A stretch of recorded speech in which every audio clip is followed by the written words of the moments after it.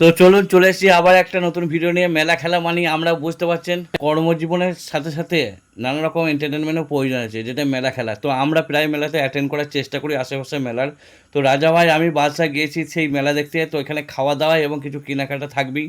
তো আমাদের সাথে গেছে সেই ছোট্ট আকসা, যেটা রাজার মেয়ে খুবই জিদ করছিল, সেই জন্যই নিয়ে যেতে বাধ্য হয়েছিল রাজা ভাই। তো তার সঙ্গে সঙ্গে আমরা খাওয়া দাওয়া কী করছি এবং কী কী কেনাকাটা করছি সম্পূর্ণ ভিডিওটা দেখতে থাকবেন। তো চলুন আস্তে আস্তে আমরা এগিয়ে যাচ্ছি সেই মেলার ভেতর দিয়ে, এবং সাথে দেখতে পাচ্ছেন রাজা ভাইয়ের সাথে আছে সেই রাজা ভাইয়ের ছোট্ট মেয়ে আকসা।